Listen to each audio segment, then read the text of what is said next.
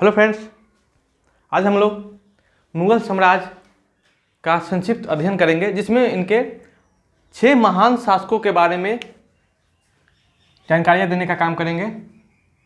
6 महान शासक, इसमें आते हैं अकबर, बाबर,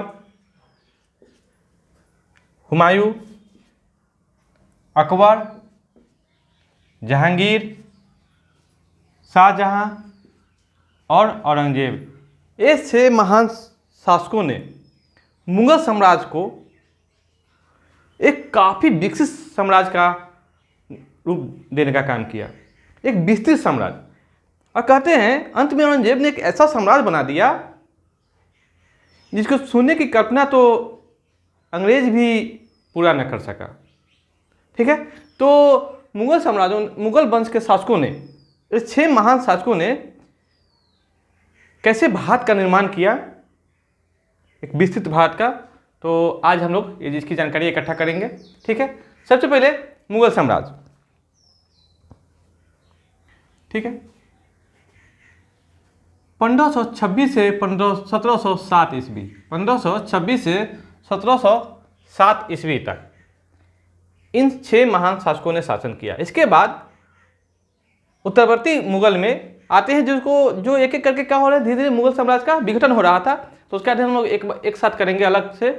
ठीक है, तो जब इब्राहिम लोदी का पतन हुआ, लोदी वंश का पतन हुआ, पानीपत के प्रथम युद्ध में इब्राहिम लोदी की मृत्यु हो गई और बाबर की विजय हो गई, तो भारत में एक नए राजवंश, मुगल राजवंश का उदय हुआ। ठीक है, तो इसके संस्थापक कौन हुए? बाबर। कौन हुए संस्थापक? बाबर। बाबर का पूरा नाम हुआ जहीरुद्दीन मुहम्मद बाबर। जहीरुद्दीन मुहम्मद बाबर। इनका शासनकाल है, ठीक, हम सिर्फ भारत का लेंगे। ठीक है, वर्तमान में इनका शासनकाल हो गया 1526 से 1530 ईस्वी तक, मात्र 4 वर्षों का शासनकाल। और कहते हैं 4 वर्षों में युद्ध ही लड़ते रह गए। ठीक है, इनके पिता का नाम था उमर शेख मिर्जा। ठीक है, जो कि अफगानिस्तान के फरगाना के छोटे से रियासत के क्या थे? राजा थे, छोटे से। और ये जो उमर शेख मिर्जा है, यह 1398 में भारत पर आक्रमण करने वाले तैमूर लंग का 5वां वंशज था। तैमूर लंग का यह कैमा वंशज था? 5वां वंशज था। देखा है ना, बाबर का रिलेशन देख लीजिए, बाबर कहां से आया था। बाबर का जो ब्लड है वो सभी मुसलमानों में एक अलग इसका खून था। यही कारण है कि बाबर के उत्तराधिकारी जो भले ही कमजोर पड़ जाए, लेकिन कोई भी बाबर के उत्तराधिकारी को मारकर उसका राजा बनने का कल्पना नहीं करेगा। क्यों? क्योंकि इसका जो ब्लड है यह एक अलग है। और इतिहास के जो प्रसिद्ध मंगोल मुसलमान, इसमें एक तैमूर लंग का, यानी कि पिता के पक्ष से बाबर, बाबर के जो पिता थे उमर शेख मिर्जा, ये तैमूर का कौन सा वंशज थे? 5वां वंशज थे। और इनकी माता के बारे में सुनिए। माता का नाम था कुतुलुग निगार खां। कुतुलुग निगार खां, जो कि चंगेज खां के 14वां वंशज थी। देखा है ना, पितृपक्ष से तैमूर लंग का वंशज और मातृपक्ष से चंगेज खां का वंशज। ये दोनों विश्व इतिहास में काफी प्रसिद्ध मुस्लिम शासक होंगे और एक विस्तृत साम्राज्य का निर्माण करेंगे। चंगेज खां और तैमूर लंग जो काफी फेमस भी हैं। ठीक है, चंगेज खां को क्या कहा जाता है? खुदा का कहर। खुदा का कहर। एक छोटे से कबीले से शुरुआत करके चंगेज खां ने एक विस्तृत मंगोल साम्राज्य का निर्माण कर दिया था। ठीक है, तो कहते हैं बाबर ने जब पानीपत पर आक्रमण किया, एक बात बताइए, पानीपत पर जो युद्ध हुआ, 1526 ईस्वी में, तो बाबर को भारत पर आक्रमण करने का निमंत्रण किसने किसने दिया था? तो कहते हैं पंजाब के सूबेदार दौलत खान लोदी और इब्राहिम लोदी के चाचा आलम खान ने बाबर को इब्राहिम लोदी या आगरा पर आक्रमण करने का निमंत्रण दिया था। और बाबर ने अपने आत्मकथा तुजुक ए बाबरी में लिखते हैं कि राणा संगा ने भी हमें भारत पर आक्रमण करने का निमंत्रण दिया था। इसका जो एकमात्र वर्णन मिलता है राणा संगा के बारे में और बाबर के बारे में सिर्फ यही मिलता है, बाकी कहीं नहीं मिलता है कि राणा संगा ने हमें भारत पर आक्रमण करने का निमंत्रण दिया था। ठीक है, अब आइए भारत पर आक्रमण, पानीपत का जो युद्ध था वो बाबर का कैमा आक्रमण था भारत पर? तो कहते हैं इससे पहले, पानीपत के युद्ध से पहले बाबर भारत पर 4 बार आक्रमण कर चुका था और यह जो पानीपत का युद्ध था यह 5वां युद्ध था। ठीक है, कहते हैं बाबर कहाँ का शासक था? तो फरगना का शासक था, जो अफगानिस्तान में पड़ता है। अफगानिस्तान पूरा बालू ही बालू, रेत का टीला। तो कहते हैं जब बाबर ने पानीपत का युद्ध जीता और यहाँ की हरियाली देखी तो इसने निश्चय किया कि अब काबुल की गरीबी हमारे हिस्से में नहीं आएगी, और अपने पानीपत के युद्ध की खुशी में उसने अपने प्रत्येक अफगान वासियों को एक एक चांदी का सिक्का भी भेंट किया था। तो कहते हैं बाबर की कहानी है। और 1526 में जब पानीपत का प्रथम युद्ध लड़ा तो 4 वर्षों का शासनकाल है। तो प्रथम कौन सा युद्ध है? 26 में पानीपत का युद्ध। दूसरा खानवा का युद्ध राणा संगा के साथ, कहते राणा संगा को भी पराजित करने का काम करेंगे बाबर। ठीक है, उसके बाद चंदेरी का युद्ध मेदिनी राय के साथ, उसके बाद अफगानों के साथ 1529 में घग्गर का युद्ध। यानी कि बाबर अपने पूरे के पूरे जिंदगी शासनकाल में भारत के शासनकाल में वो युद्ध ही करता रह गया, इसलिए मुगल साम्राज्य को व्यवस्थित करने का इनको मौका नहीं मिला। कहते हैं 1530 ईस्वी में अचानक बाबर की मृत्यु हो जाती है। इसके पीछे भी एक बेहतरीन कहानी है कि इनका एक प्रिय पुत्र था हुमायूं। हुमायूं इनके प्रिय पुत्र था और सबसे बड़ा पुत्र था। तो हुमायूं अचानक से बीमार पड़ जाता है। कहते हैं उसको बहुत सारे वैद्यों से दिखाए जाते हैं, ओझाओं से दिखाए जाते हैं, लेकिन वह ठीक नहीं होता है। तो एक फकीर के कहने पर कि अगर बाबर आप अपना प्रिय चीज दान करेंगे तो आपका पुत्र जिंदा हो जाएगा। तो कहता है बाबर कि मेरी जो जिंदगी है वही प्रिय है मेरे लिए। तो उसने कहा कि अल्लाह मेरी क्या ले ले, जिंदगी ले ले, लेकिन मेरे बेटे को क्या करे, जिंदगी दे दे। तो कहते हैं जैसे जैसे हुमायूं ठीक हुआ वैसे वैसे बाबर बीमार पड़ते चला गया। उधर बाबर मरा, इधर हुमायूं ठीक हो गया। और क्योंकि हुमायूं उसका सबसे बड़ा पुत्र था, ठीक है, तो इसके बाबर के बाद मुगल साम्राज्य का अगला उत्तराधिकारी कौन होगा? हुमायूं होगा। लेकिन कहते हैं बाबर ने अपने पुत्र हुमायूं को कहा था कि अपने भाइयों के साथ स्नेहपूर्ण व्यवहार करना, क्योंकि बाबर के कितने पुत्र थे? 4 पुत्र थे। बाबर की 3 पत्नियां थी, महम बेगम, गुरुलेख बेगम और दिलदार बेगम। तो महम बेगम से उत्पन्न था यह हुमायूं। बाकी जो पुत्र थे हुमायूं के अलावा अस्करी, हिंदाल और कमरान। तो हुमायूं ने जब राजगद्दी संभाली आगरा के तो अपने सभी भाइयों में, यहाँ तक कि अपने चचेरे भाई सुलेमान को भी साम्राज्य का हिस्सा दे दिया, जो इसके लिए काफ़ी घातक हो गया। हुमायूं के लिए अपने साम्राज्य का विभाजन अपने भाइयों के बीच में करना काफ़ी घातक हो गया। देखेंगे हुमायूं का मतलब यह होगा भाग्यवान। हुमायूं का मतलब होता है भाग्यवान। लेकिन हुमायूं के बारे में कहा जाता है कि ये जिंदगी भर गिरते पड़ते रहा और गिरते पड़ते ही मर गया। कैसे? कि हुमायूं में खासियत थी लोगों के साथ स्नेहपूर्ण व्यवहार करना और जल्दी से किसी को क्षमा कर देना, और इसी कमजोरी का फायदा उठाकर इसके विरोधी क्या करते हैं? इसके विरोधी फायदा उठाते रहते हैं। ठीक है, इनका शासनकाल देखेंगे, इनका शासनकाल से ही आपको पता लग जाएगा कैसे इनका जो दयालुता का व्यवहार था, इनको गद्दी से उतारने का काम करेगा। पहला शासनकाल है 1530 से 1540 ईस्वी तक, 10 वर्षों का शासनकाल।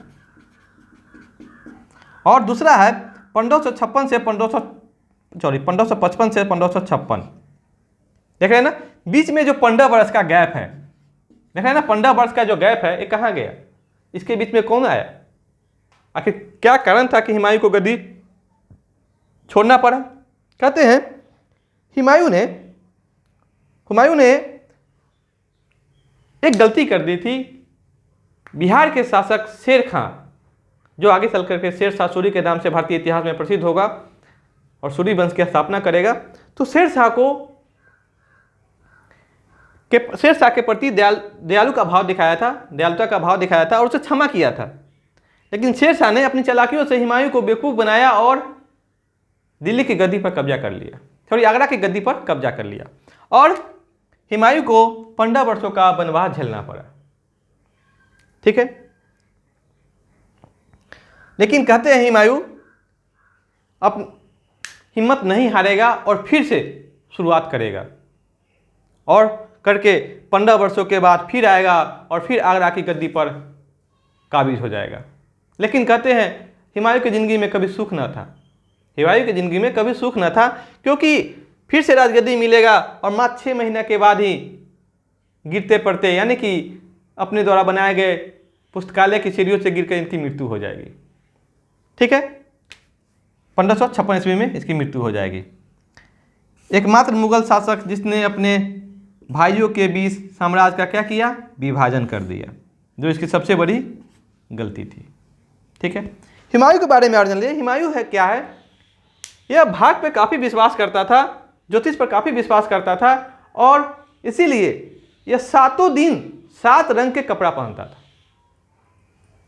ठीक है, हुमायूं के बाद पूरे मुगल साम्राज्य का एकमात्र उत्तराधिकारी होगा, वो होगा अकबर महान, एकमात्र जीवित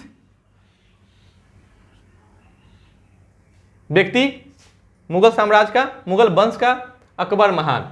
उनका नाम होगा, पूरा नाम जलालुद्दीन मोहम्मद अकबर। जलालुद्दीन मोहम्मद अकबर। अकबर का मतलब होता है श्रेष्ठ। कहते हैं ना, जैसा नाम वैसा काम, तो श्रेष्ठ। वास्तव में अकबर श्रेष्ठ हुआ। अकबर महान। महान क्यों? भारतीय इतिहास में 2 ही व्यक्ति महान हुए, एक अशोक महान, दूसरा अकबर महान। क्या अकबर और अशोक की महानता इसके विस्तृत साम्राज्य निर्माता होने के कारण बनी? नहीं। अकबर महान हुआ, अशोक महान हुआ क्योंकि इसने सभी धर्मों को एक ही सूत्र में बांधने का काम किया और किसी भी व्यक्ति के साथ धर्म के आधार पर भेदभाव नहीं किया। इसको कह सकते हैं सुलह है कुल की नीति। सुलह है कुल की नीति। सभी धर्मों के बीच में आपसी समन्वय बना के अपनी शासन व्यवस्था को, अपनी राजगद्दी को क्या किया? मजबूत बनाने का काम किया। अकबर का शासनकाल है 1556 से 1605 ईस्वी तक, लगभग 49 वर्ष। काफी लंबा शासनकाल है। कहते हैं अकबर मात्र 13 वर्ष 4 महीने में ही राजा बन गया था। ठीक है, और यह मुगल साम्राज्य का सबसे महान शासक हुआ। अकबर के दरबार के नवरत्न काफी फेमस है। अकबर के दरबार के नवरत्न काफी फेमस है, आपको पता ही होगा। बीरबल, अबुल फजल, अब्दुल रहीम खान खाना, मुल्ला दो प्याजा, टोडरमल, ये सब क्या थे? अकबर के दरबार के नवरत्न थे। कह सकते हैं मुगल साम्राज्य के स्तंभ थे, जिसने अकबर, मानसिंह, भगवान दास, तो ये अकबर ने इसको क्या बना के, एक स्तंभ बना के मुगल साम्राज्य के दीवार को मजबूत बनाने का काम किया। कहते हैं अकबर ने ही पहली बार मुगल साम्राज्य को स्टेबल करने का काम किया था, क्योंकि न बाबर को समय मिलेगा न ही हुमायूं को समय मिलेगा। समय मिलेगा मुगल साम्राज्य को व्यवस्थित करने का तो अकबर को मिलेगा, और इसने पूरे मुगल साम्राज्य को एक व्यवस्थित करने का काम किया। मुगल साम्राज्य का बंटवारा प्रांतों में किया, प्रांतों का शासन को व्यवस्थित करने का काम किया। क्योंकि भारत एक हिंदू प्रधान देश था, इसलिए अकबर ने हिंदू के जो उस समय नेता लोग थे, राजपूत शासकों के साथ दोस्ताना संबंध, मैत्रीपूर्ण संबंध, उसके बाद रिश्तेदारी, विवाह करके राजपूत राजकुमारियों से विवाह करके एक बेहतरीन वातावरण का निर्माण कर डाला। और कहते हैं कि ऐसा अकबर ने व्यूह रचा कि हिंदू के विरुद्ध हिंदू ही लड़ने चला गया। हिंदू के विरुद्ध हिंदू ही लड़ने चला गया। आपको याद होगा महाराणा प्रताप के खिलाफ अकबर ने मान सिंह को सेनापति बना के भेजा था। देखें अकबर की नीति, ठीक है। अकबर के दरबार के नवरत्न, अकबर के हिंदी साहित्य में, अकबर के काल में हिंदी साहित्य का काफी विकास हुआ। इसीलिए अकबर के काल को हिंदी साहित्य का स्वर्ण काल कहा जाता है। आपको मालूम होगा तुलसीदास और रहीम के दोहे, तुलसीदास और रहीम के दोहे। तो यही रहीम जो अब्दुल रहीम खानखाना होंगे, तो रहीम के नाम से अपने पूरे जीवन में मात्र 250 दोहे लिखेंगे, जो पूरे साहित्य जगत को प्रभावित करेगा, रहीम के दोहे। उसके बाद रहीम के बेस्ट फ्रेंड थे तुलसीदास। अकबर के समकालीन कवि थे तुलसीदास। कौन तुलसीदास? जिसने रामचरितमानस की रचना की। आपको पता होना चाहिए अकबर के समकालीन होते हुए भी तुलसीदास अकबर के दरबार में कभी नहीं गया, लेकिन अब्दुल रहीम खानखाना यानी रहीम और तुलसीदास के बीच में काफी घनिष्ठता थी, ठीक है। कहते हैं अकबर के बाद उसके सभी, अकबर के समय में ही जिंदा रहते हुए उसके सारे पुत्र काल के गले समा गए थे, यानी कि मृत्यु को प्राप्त हुए थे। एकमात्र जो पुत्र था जिंदा वह था जहांगीर, ठीक है। एकमात्र पुत्र कौन था? जहांगीर।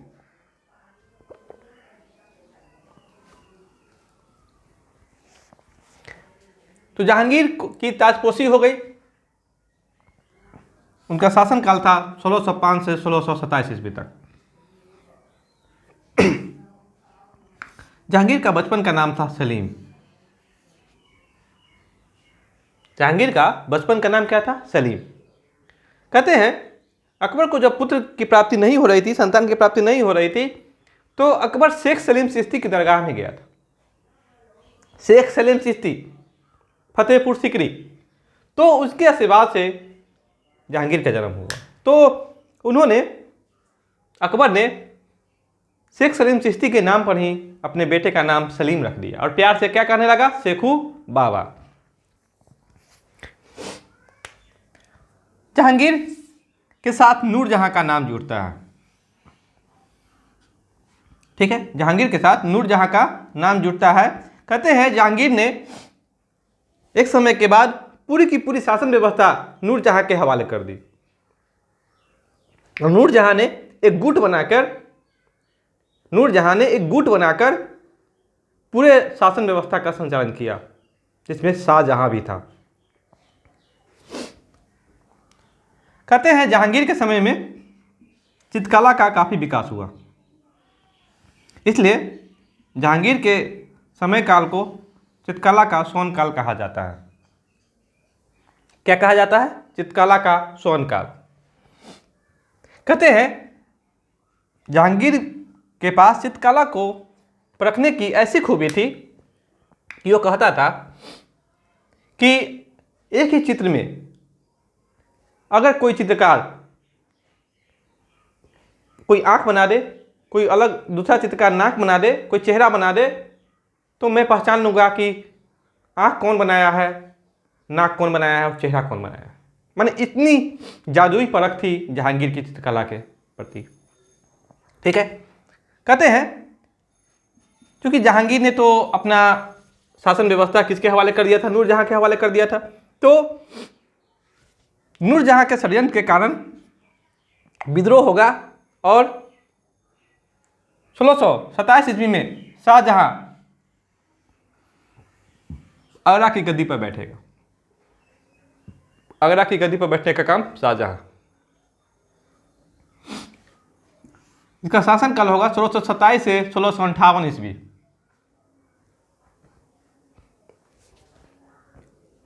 शाहजहां का भारतीय इतिहास में ज़्यादा नाम है आपको, एक उसकी पत्नी मुमताज महल को लेके, दूसरा उसके स्थापत्य कला को लेके।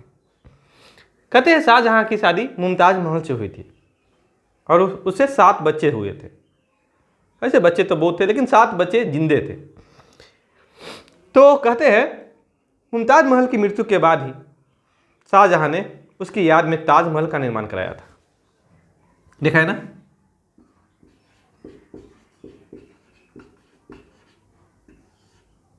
ताजमहल, ताजमहल, मुमताज महल की याद में ताजमहल का निर्माण कराया था। कहते हैं शाहजहां ने अपने शासनकाल में दिल्ली का लाल किला,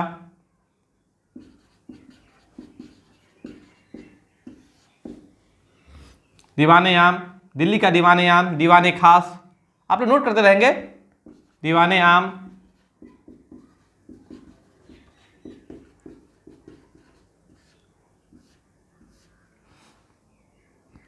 जामा मस्जिद, तख्ते ताउस,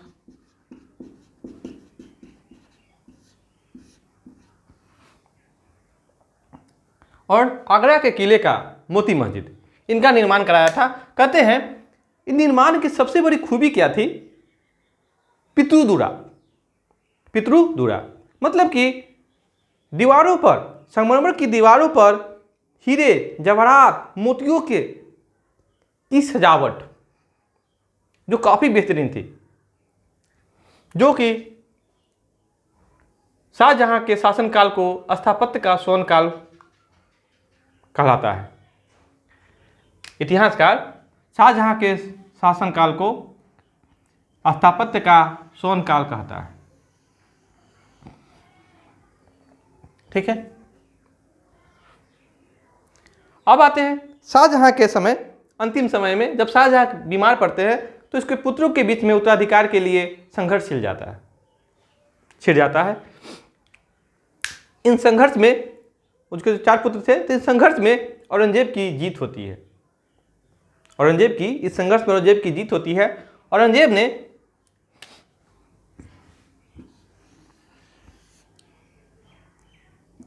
का शासनकाल है 1658 से 1707 ईस्वी तक। कहते हैं औरंगजेब साम्राज्य के विस्तार के लिए इतना ज्यादा उत्सुक था कि उसने एक विशाल साम्राज्य का निर्माण कर दिया। अकबर से भी बड़ा साम्राज्य का निर्माण कर दिया औरंगजेब ने। इसलिए मुगल वंश में सबसे विशिष्ट साम्राज्य किसका था? तो औरंगजेब का था।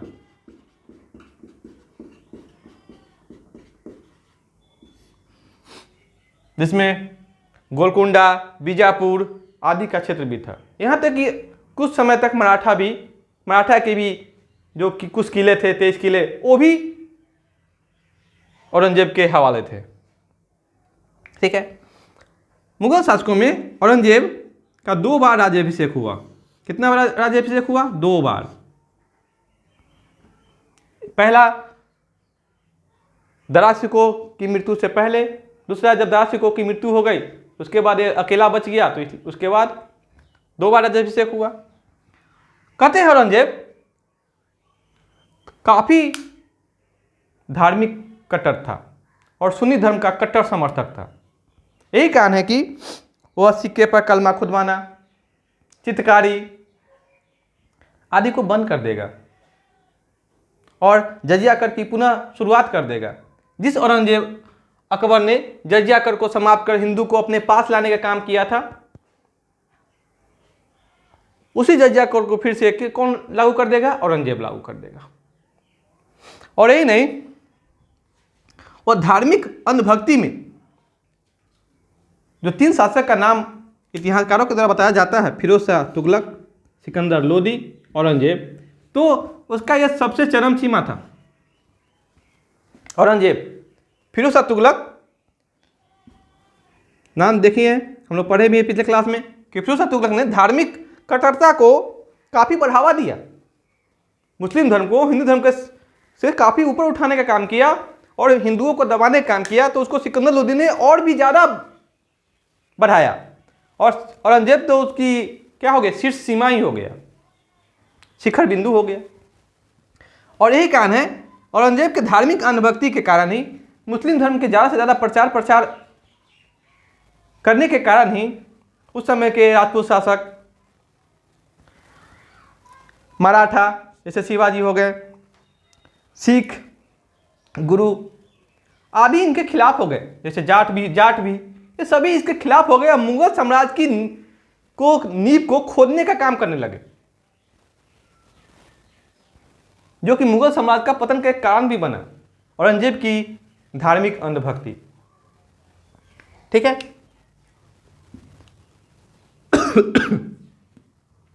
औरंगजेब की मृत्यु हो गई 1707 ईस्वी में। औरंगजेब ने 1679 में जजिया कर को फिर से लागू किया था मारवाड़ में।